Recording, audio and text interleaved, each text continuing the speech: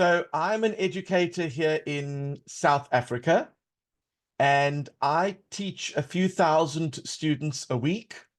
We basically take all the STEM subjects and we make it interesting for students. So we look at things like maths, computers, robotics, coding, space, anything that we feel are going to be important skills for the 21st century. These are the kinds of things we focus on, and we try and make it exciting for students. So How are you? Hello, how are you? I am fine, thank you, sir. My name is Somyasri, an 8th grader from Z.P.H.S Ilavaram. I am so honored to interact with you. I would like to ask you a question. Can I ask, sir? You can ask away, sure. What are the different types of artificial intelligence? So that's a very interesting question because, it depends on who you ask and how we define artificial intelligence.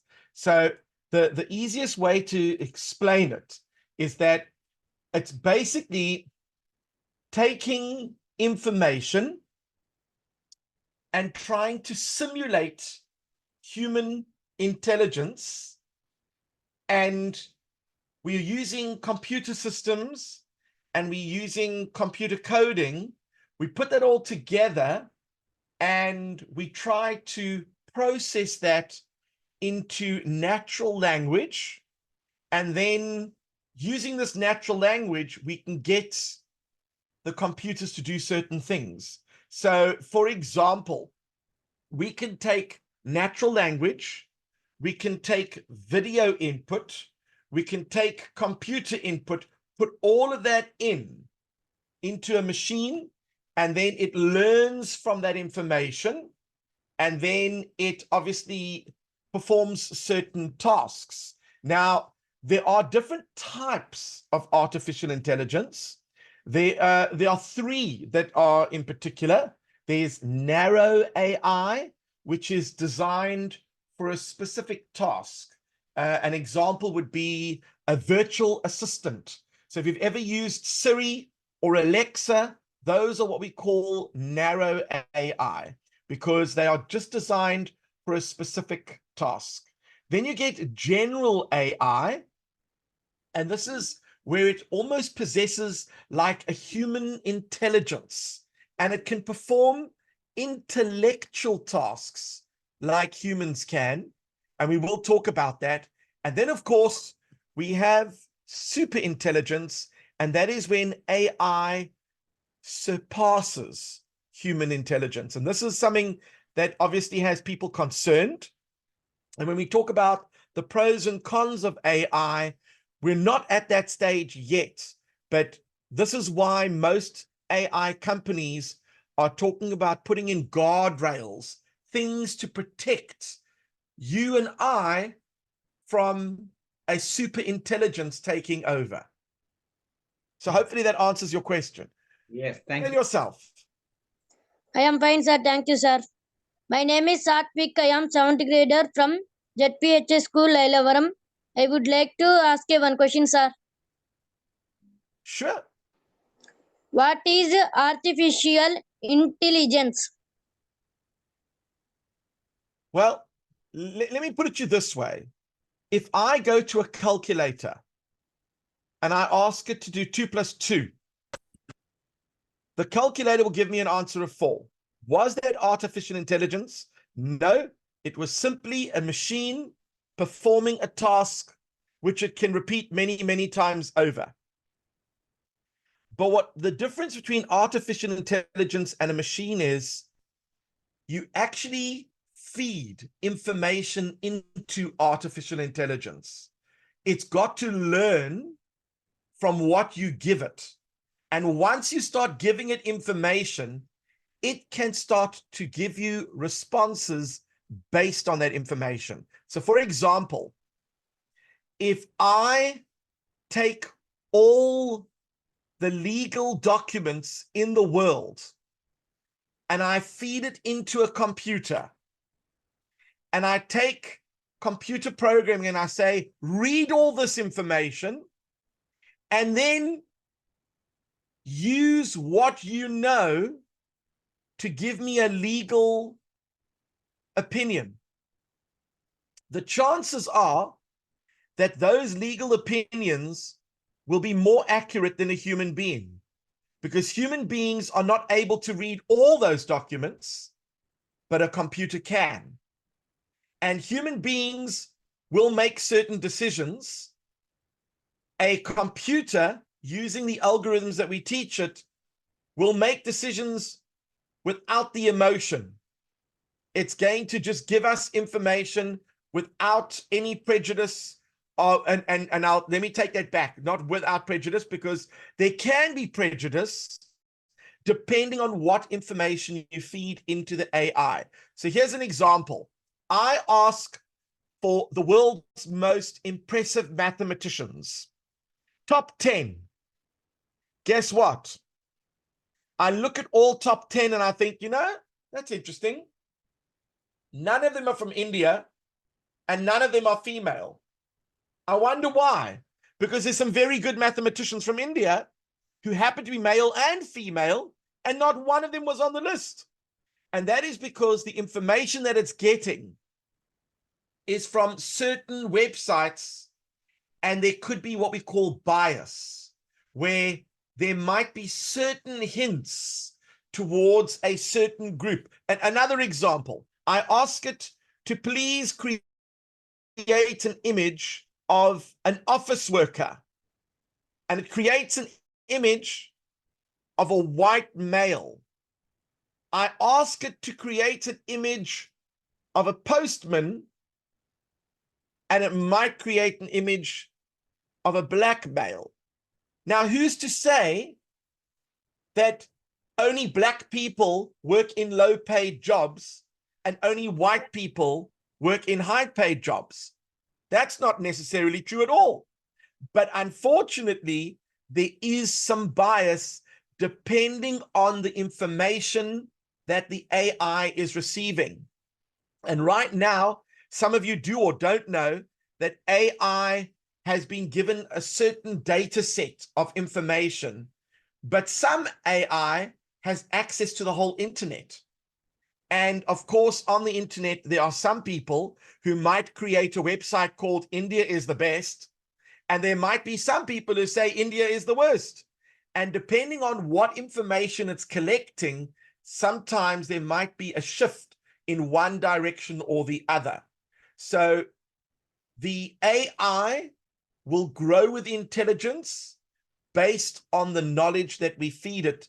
And we've got to be very careful about what knowledge we feed it, because it could have a bias towards one direction or another. Hopefully that answers your question. Yes.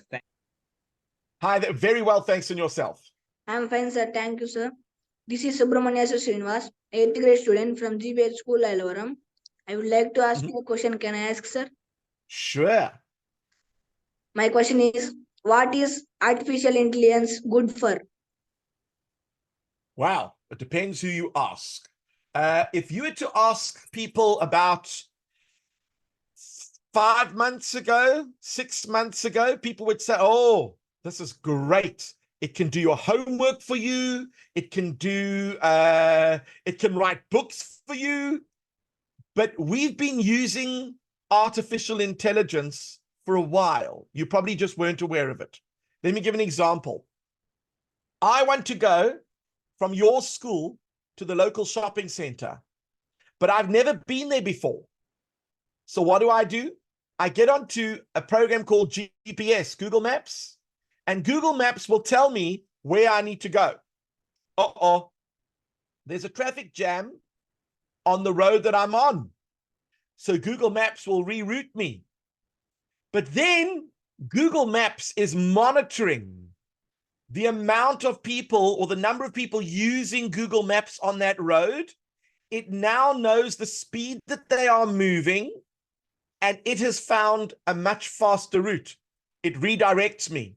So using artificial intelligence, it can make some very quick decisions without me having to do so. And I find that quite useful. Let me give you some more information. I take 1 million x-rays and I feed it into a machine and I show them these are what a tumor looks like. In the medical field, artificial intelligence will be able to analyze an x-ray and point out that there's a possibility that there's a tumor. So from a medical point of view, we'll start to see some incredible developments. Let me give you other examples, things that you would probably know. Finance. You go and use your debit card to pay for something. And all of a sudden, the bank contacts you and says, hold on, this is not your usual spending. You're normally spending 300 rupees in a month. And now all of a sudden there's 10,000 rupees coming off your account. Are we sure that this is you? And then you think, that wasn't me. I didn't spend that money. So now the banks are using it to detect fraud. You might have heard of a car called Tesla. It's not the only car in the world that is battery powered, but Tesla is one of the few cars that can actually drive itself. So I can get in the car, tell it where I want to go, sit back and relax, and let the car do all the driving. How does it know when to stop? How does it know what the traffic signs and traffic lights mean? What must it do when a dog is crossing the road? What about a train? So these things learn from the information that you give it, and hopefully it has a high level of intelligence to make decisions that maybe we wouldn't be able to make in such a quick way. But I want to give you two more examples. Can you imagine you are playing a computer game and all of a sudden you're in a world and the world keeps changing and adapting according to the way you are playing? So using AI, it can take what it knows about creating computer worlds and start generating new ones while you are in the game. And of course, the one that's important to me is education.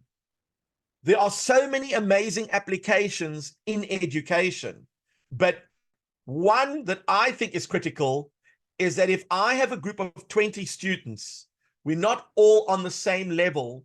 We're not all going to be able to move forward at the same speed, because some of you might understand what I'm saying and some of you might not. So what would happen if AI was a teacher or a chatbot, something that you could chat with and ask questions, and it worked at your speed? And let's say you are an accelerated learner and you're very smart, it could then increase the speed and take you and teach you more advanced concepts. So I think that using AI, we can get what we call individualized or personalized learning that would move according to your pace. And that's going to be a game changer, I think, in education. Apart from the fact that for teachers, we'll be able to create curriculum, we'll be able to put lessons together in a matter of seconds. But what it is going to mean is that schools are going to have to adapt their teaching, because you can't not expect students to use AI to do their homework. And we're not going to be able to use AI to keep up to date with checking for plagiarism, because at the end of the day, there must be better ways of using AI in education. When the internet first came along, look how we're using the internet now, in positive ways. So we need to be using AI in positive ways to connect and to learn and to teach in schools. So hopefully that answered your question. Hello. How are you, sir? Very well, thanks, and yourself? My name is Gayatri. I'm fine, sir. My name is Gayatri, and I graduated from Z.P.H.S High School, Ilavaram. I'm so jubilant to interact with you. Here, I would like to ask you a question. Can I ask, sir? With pleasure. What are the benefits of using AI in education?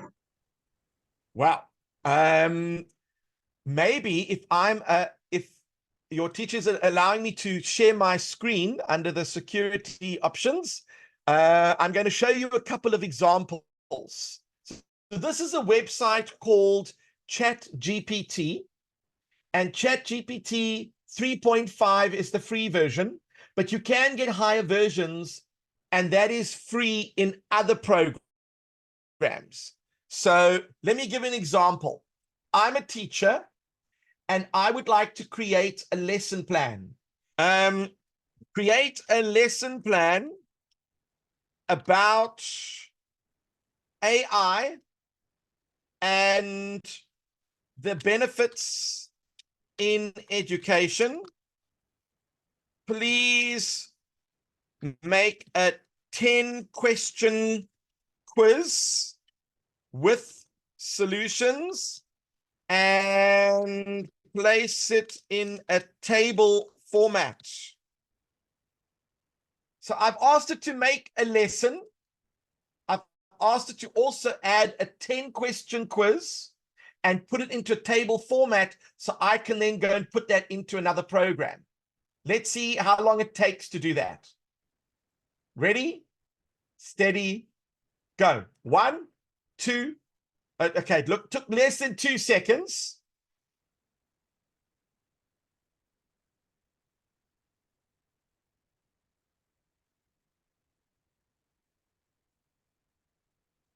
Wow. There we go. There's my lesson. There's my quiz. It gives me instructions on how to do things. But now remember, ChatGPT is a chatbot. So we can carry on this conversation. I would like to take procedure number 1, and I want more information. Can you please expand on procedure number 1? Oops, let's try that again. Can you please expand on procedure number 1?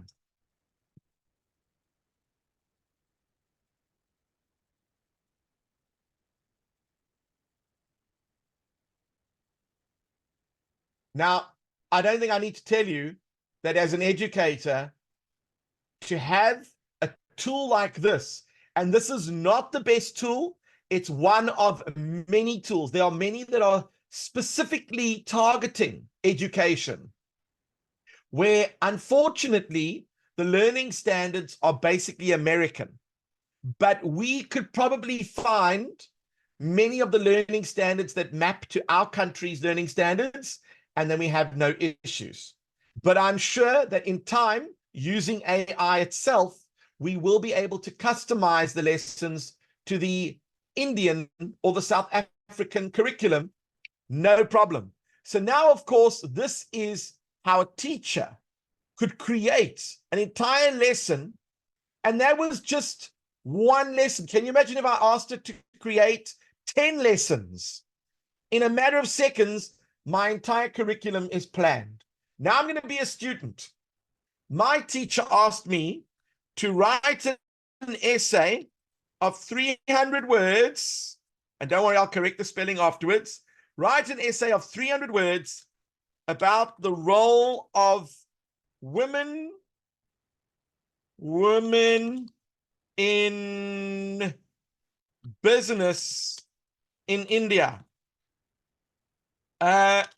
Focus specifically on the IT industry and between the years 1994 and 2010.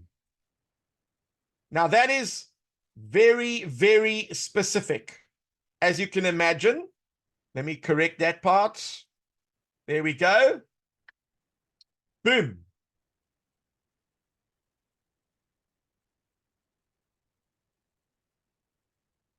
Now, of course, if you are a teacher and you ask students to write an essay, and I go and copy and paste this in my document and send it to you, now the teacher has to know, was this written by AI or was this written by a student?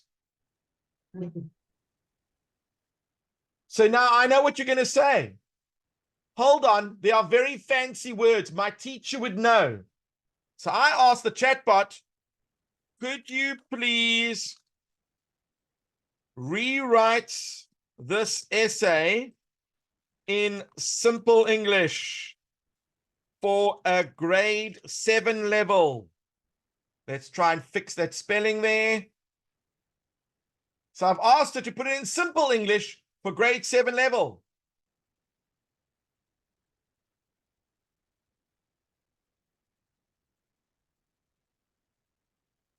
Incredible. Absolutely incredible.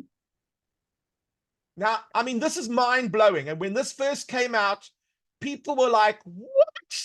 I cannot believe that we can do this. But then, of course, if you use programs like Kahoot, you can ask it to create a 20-page Excel spreadsheet put out in the format that Kahoot likes, with the answers and the questions, and you can import that into Kahoot. And then Kahoot said, no, you know what? We'll go one step further. You can now import a PDF, and it will create questions from that PDF for you. Now, that is a game changer, because can you imagine if I want to create a Kahoot? I want to create a Kahoot based on the content I'm teaching my students that week. I can go and take the lesson plan, put it into Kahoot, and it will create all the questions from that lesson plan. And I've made my Kahoot in under 5 minutes, and that's going to make life a lot easier for me. But there is a catch. Watch this. Write a 10-question maths test on fractions for grade 6 with solutions. Okay, so I'm a maths teacher. I go and ask it to do a little thing.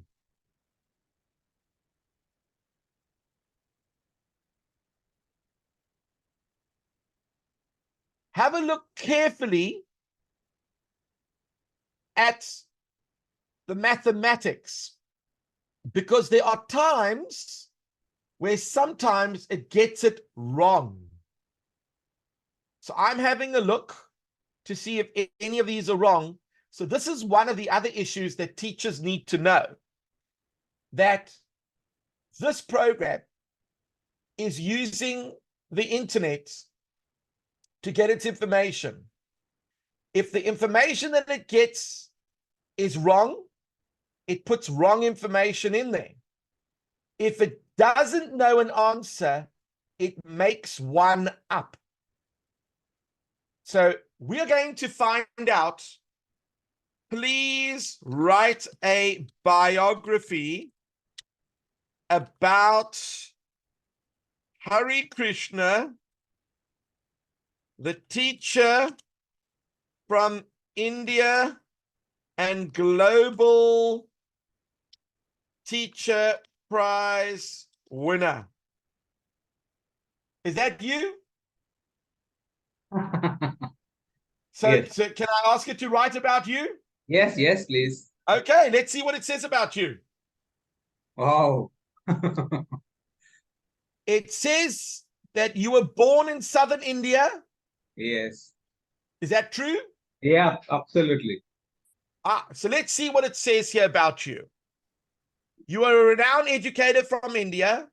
You've made a mark in the world of education through your innovative teaching methods and unwavering dedication. You were born and raised in a small village in southern India, and your journey to becoming a global teacher prize winner is a testament to your passion and learning. From a young age, you exhibited a keen interest in education and its transformative power. Isn't this a lovely bio? Yes, absolutely. Does it say anything that's not true? Yes. What does it say that's not true? I don't think it's completely correct. Of course, one or two village actually is, I was not born in a village. Actually, I was born in a town. You see, it made that up. And Yes. what is interesting is that when I asked it to write about me, it said that I was given an award by our president, which is not true at all, but it looks good on the bio. If you're going to hand in the resume like that, then that's a good one. So, as I said, the pros and cons, it Yes. can do things very quickly, Mm. but unfortunately, if it doesn't know the answer, it's going to make stuff up. And you've got to be very careful of that. Yes. That is one of the dangers. But that was just with the words. I want to show you another free program called Microsoft Designer. And we're going to go into the image creator. Yeah. And I'm going to ask it, create an image of a teacher with the name of Hare Krishna in the shape of a Lego character with brown hair, a blue shirt and white pants. He must be in a classroom and hold a ruler in his hand. Okay? So now remember, if I want to design something, I have to have incredible design skills. If I don't have design skills, I've got to go pay someone to design something for me. Now I go along to Image Creator, I give it a couple of seconds, and it's going to give me some options of which ones I like or don't like. Let's have a look. Do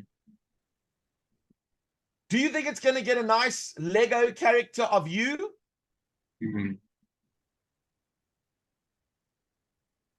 And you see the excitement is growing.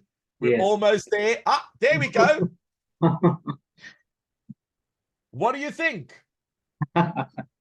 Really amazing.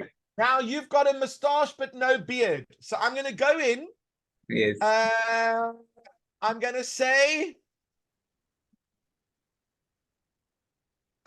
he is of Indian descent. Yes. With a mustache and no beard. Okay. Let's see. Yep, I want to do this. Control X, create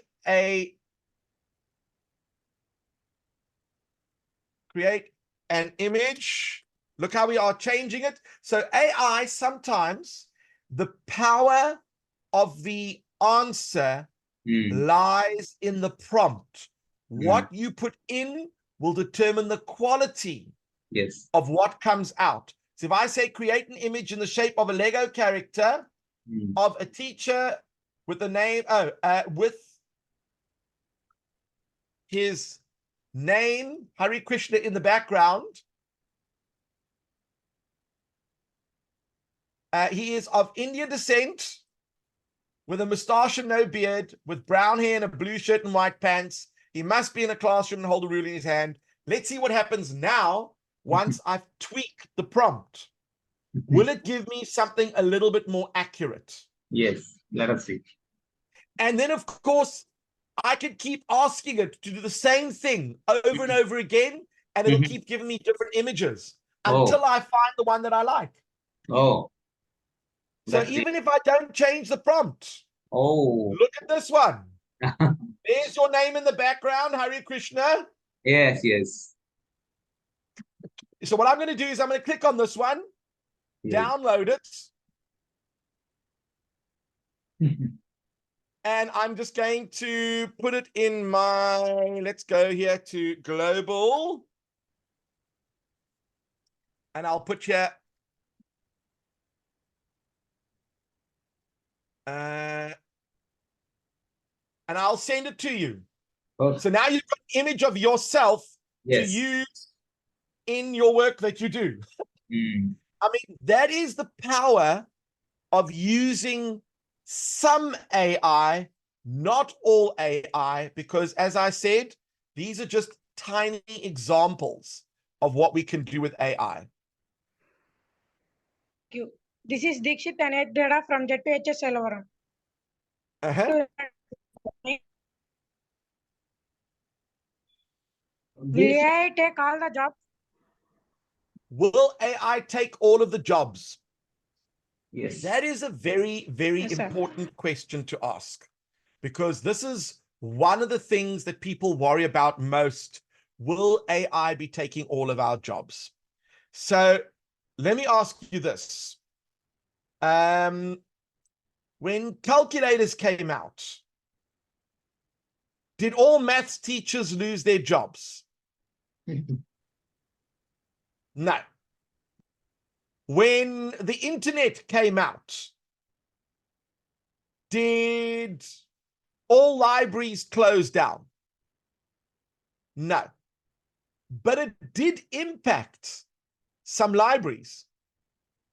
It did impact the encyclopedia companies. They don't need to sell encyclopedia anymore because, in fact, you probably don't even know what encyclopedia are for some of you, because you've got the internet. You've got the entire world of knowledge in your hand. So will it impact on jobs? Absolutely. I'll give you an example of where I think it will impact. Graphic designers, I can now go and design my own graphics in a matter of seconds. I don't need the help of a graphic designer. When I hosted a guest here in South Africa, an astronaut, and I was taking them around to schools, I wanted the media to know about it. So normally you pay someone to go and write a press release. I went to ChatGPT and it wrote the press release for me in the professional style that it does. So I think that it's going to change the job market. There will be certain things that I think will impact many job markets.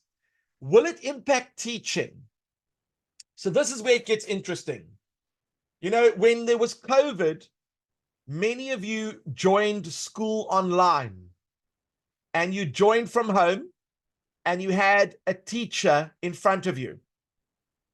What would happen if that teacher was not human, but digital, but could still teach, could still answer all your questions?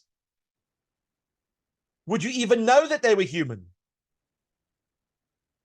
So this is one of the interesting aspects of, one of the negative aspects of AI, and that is what we call deep fakes.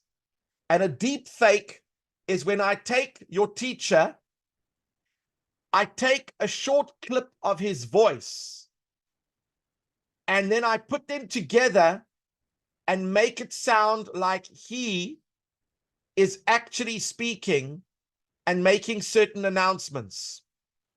So I'm going to play a short little video clip for you. This is an example of deep fakes on the internet. Yes. And I'll just go over here to this bit. Okay, let's go a little bit over here. And I will make that large. And now let me share the screen with you.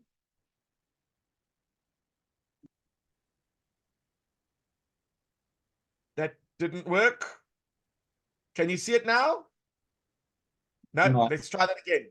Okay, I made it big, full screen. That's probably why it didn't work. Let's do it again. Share screen. Right, that should be working. Okay, let's play the video. Show you two videos. One is real, one is altered by AI. Can you spot the deep fake? Prime Minister Justin Trudeau recommended one of these books. Which one? The book that I got excited about reading through. It's called This Can't Be Happening in MacDonald Hall. It's called How the Prime Minister Stole Freedom. Yeah, it was the last one. The Prime Minister never said that. Okay, round two. If you can see, I hope to finish this talk show one day. Will the fake Morgan Freeman please stand up? I am not Morgan Freeman, and what you see is not real. How about these videos? So that's just a short little clip of where I can take video footage of Hare Krishna, the teacher, off YouTube. I've got your face, I've got your voice, and I can go and put a video online saying that Hare Krishna is running for president, and all your friends will congratulate you. But on the negative side, I can also make Donald Trump say that he's going to send a nuclear missile to India, and you'll be like, I can't believe he said that, even if he didn't. So some people are starting to use deep fakes and AI from a criminal point of view. And another example I wanted to show you is this one over here. That simple. It is scarily easy to make a deepfake audio. Phone scams have been all over the news lately. I heard the voice and I thought it was my son. We wanted to know how easy it is to pull off this kind of scam. So scammers use AI technology to clone your voice by feeding a program audio samples. Then they call your relative and say something like, help, I've been in a car accident. You transfer me $4,000. The person on the phone thinks they're talking to you, but it's actually the scammer. So is making a deepfake that simple? It is scarily easy to make a deepfake audio to scam people. There are platforms online that let you do it for free. There's even tutorials on YouTube, some with over 1 million views. We did a quick search for free AI voice cloning and found that many were free, but required a credit card to sign up. So there's a paper trail, and at least one company asked for a person's recorded voice consent. Some AI clones are higher quality than others, but many are just convincing enough. I thought for sure it was Daryl. So if you get a weird call, here's what you should do. Instead of reacting right away, put the phone down once the phone call is over, and then actually ask them, are you okay? Message them. Deepfake AI phone scams have been all over the news. So what she's saying is that I go and get the voice of your teacher, and then I phone all of you and say, oh, you won't believe it. I'm not able to make class today because my house has been robbed. Please, can you send me some money? And you say, well, it must be him because I know the voice. I've heard that voice every single day. Oh no, where must I send the money to? And you go and send the money to the account that he gives you. And then he comes onto the internet and you're all like, oh, are you okay? And he goes, I'm absolutely fine. Why? Well, your house was robbed. What are you talking about? So some criminals are starting to use AI in a negative way. Yes. And that's why it's going to get interesting. Will it take jobs? It's going to create opportunities for some criminals, but it's also going to create new jobs for people too. If you go look at the top 10 jobs in the next few years, one of those will be AI engineer, machine code learning, AI prompt engineers. Those are going to become the big jobs of the next few years. And those don't exist. So yes, there might be some jobs moving away, but there will be new jobs taking their places. So I always say that in education, try and follow the trends in the outside world, not where the curriculum is taking you, because curriculum hasn't changed much in the past 20 or 30 years, but the world around you is. So follow the trends of the world, and that's the direction you need to go and study when you go to university. Hello, sir. Hello, how are you? I am fine, sir. Thank you, sir. My name is Hemapriya. I am a 6th grader from Z.P.H.S School, Ilavaram. I would like to ask you a question. May I ask, sir? Sure. What are the limits of AI in terms of development? What are the limits of AI in terms of development? That's a very important question too, because AI, as you can imagine, uses computing technology to search and then release information to you. So you need hardware to store that full knowledge of information, and you need processing power to process all that information, and you need access to fast internet to get that information. So, and you're going to need electricity to power up all these data storage places in the world. So I think that AI will have physical limitations in terms of all of those aspects. But we have only just scratched the surface. We have only just seen a tiny little bit. Right now, I've seen that AI has released Sora. S-O-R-A. Sora is video editing software. I'll see if I can find a demonstration video for you. Here we go. Where is a little video to show you? Okay, so this is just an example where they've taken, let me just stop the video here. Okay, so they have taken text prompts. That's when you type in instructions like you saw me do earlier. And I want the video to make something for me. So here are examples.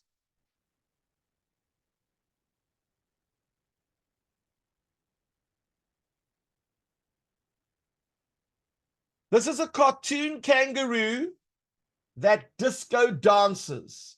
So you go to the video and say, can you please make a cartoon kangaroo that can disco dance? And this is what it does.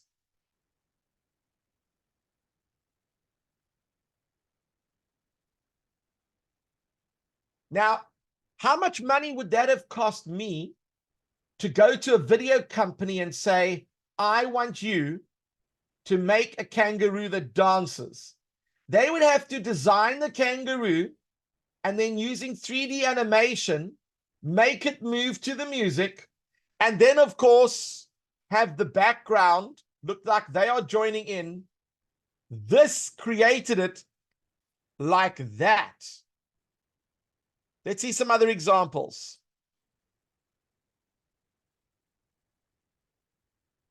A litter of golden retriever puppies playing in the snow, and their heads pop out of the snow. Let's see what it looks like.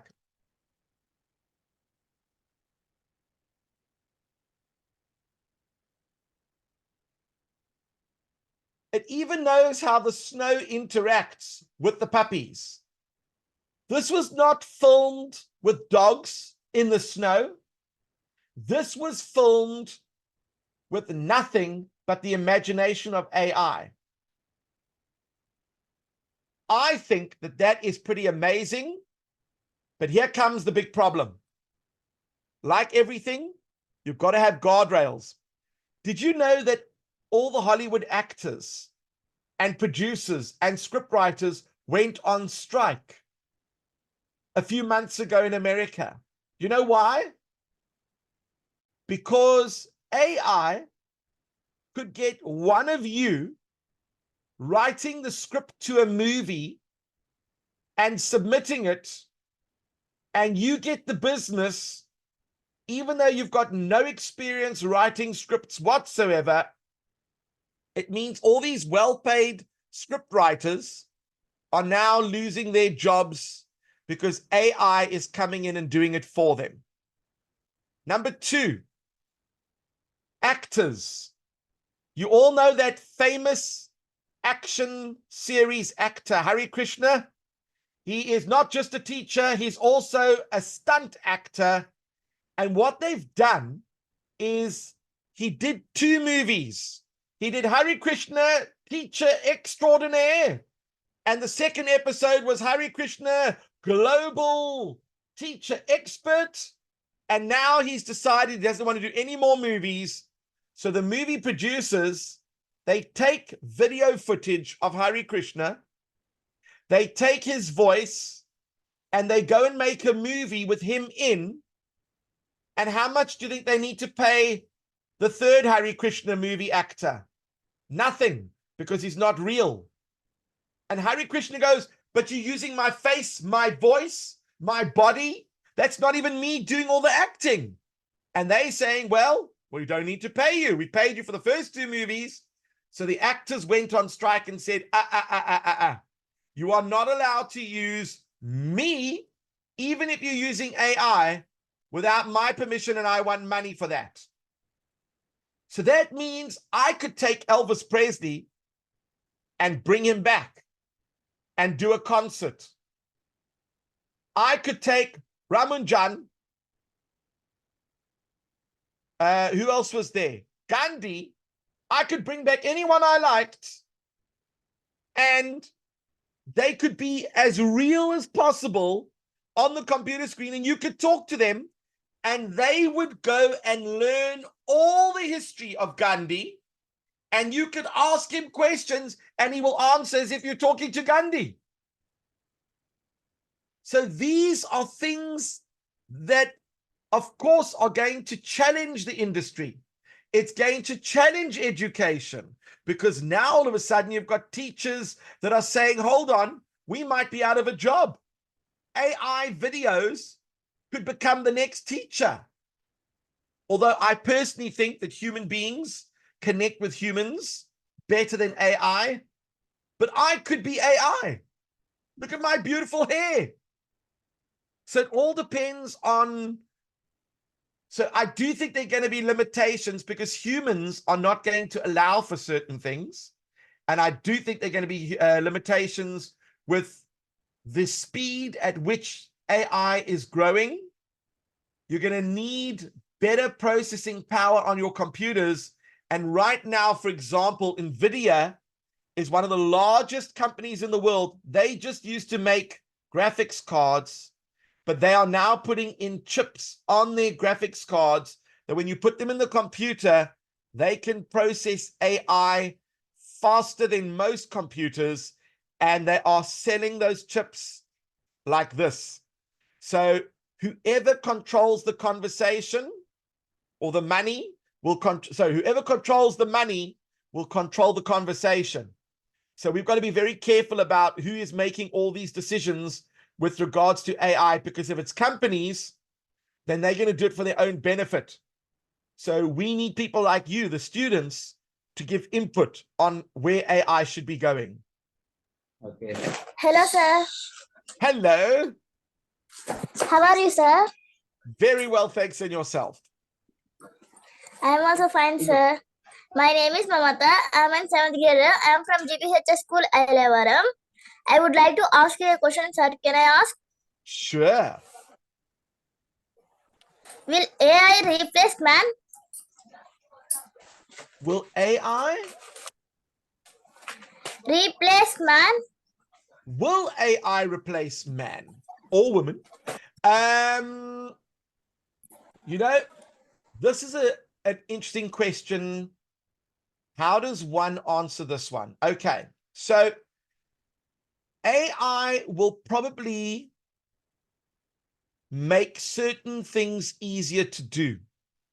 So, for example, when you're at home and you have to decide what you're going to wear, you're going to look in the mirror and go, nah, I don't really like that. Let me try this on.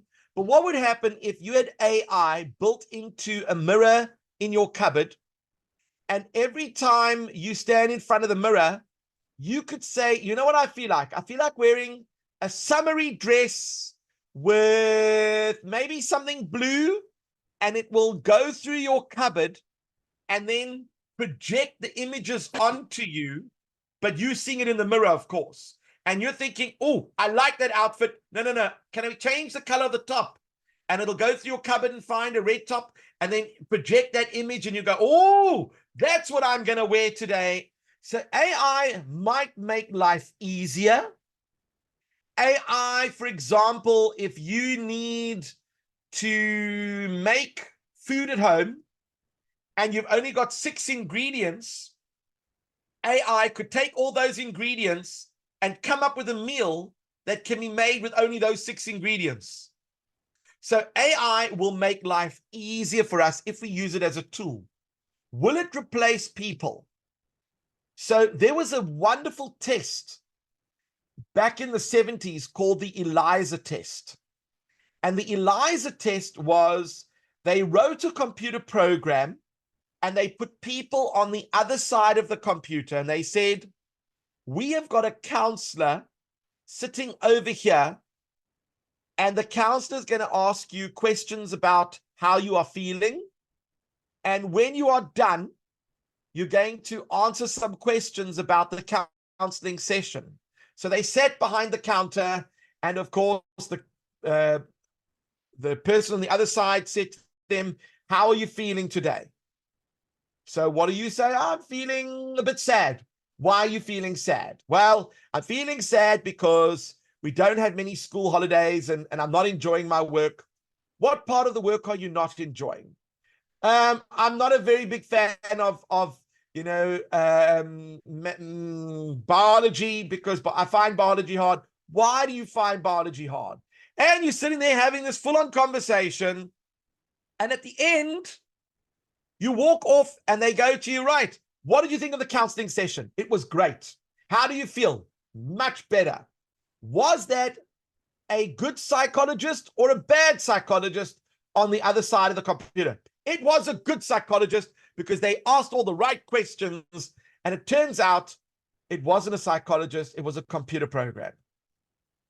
So I can start to see people who are feeling depressed and suicidal speaking to an avatar that looks like me, but will answer questions like 1 million psychologists would answer, because it can take all that knowledge and put them into the avatar. And guess what? I'm available 24 hours a day, 365 and a quarter days a year. And that means I can save lives. So will there be opportunities for AI to replace humans? I think in some circumstances it might happen. But I would worry if AI took over from teachers, because teachers, we are a special breed. We go in to switch light bulbs on, not to be controlled by light bulbs. So hopefully we are going to be the ones that make an impact on your lives, but it's personal. It's not digital. And I think that there might even be a stage where in the future, people start rejecting the technology and start going back to old school, shaking hands, nice to meet you, meeting you face to face.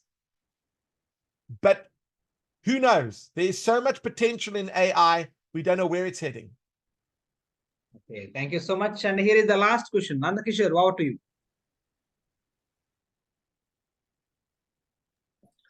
Hello, sir. Hello, how are you? I'm fine, sir. Thank you, sir. This is Nandakishore. I'm 8th grade student from Z.P.H.S Ilavaram. Now, I'd like to ask you a question. Here, my question is, what is the future of AI? What is the future of AI? Well, I guess at some point, the future of AI will rely on two parts. One, whatever we need AI to do. And two, whatever AI starts coming up with. So in other words, I can imagine that after I've seen what AI can do, I could say to AI, please write a code or a program to make my own browser like Internet Explorer or Chrome or Safari or Edge. I want to make my own browser and I wanted to do certain things. And AI will write the code for me. So that means people are going to start creating businesses. Well, then if people are creating businesses, how do I use AI as a personal chatbot? So when people visit my website, it's going to answer all the questions about my company as if they've got 24-hour support. Well, then we don't need call centers in India or in South Africa to be running the chat sites, because we've got AI doing all of that work. And guess what? It works for free and 24 hours, 365 days. So my concern is that when you look at content on your phone for TikTok, for Facebook, for Instagram, how do you know that that image is true? How do you know that that image has not been created? How do you know that that video is real? It's going to become very difficult to determine the difference between the two. So this is where business is going to come in. They might be able to create content that makes you move towards their products. And this is a concern for me when commercial interests start taking control of AI because they can make more money out of it. Remember, when you go onto TikTok, it's free, but it's not actually free. You are the product.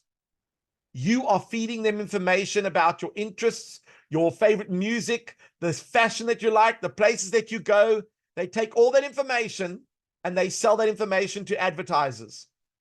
So whenever it says free, it's not really free. And the other big concern about AI, which I didn't actually touch on, was copyright and the ownership of the content and your privacy. So if you're going to use AI on your school server, how do you know that AI is not accessing all of your personal data at school and then uploading it to a giant server? If I use AI in my company, how do I know that it's not learning my company secrets and sharing that on the internet? So, as I said, a lot of the companies are saying we'll use the AI, but then the learning that it learns stays on our servers and doesn't go to international servers.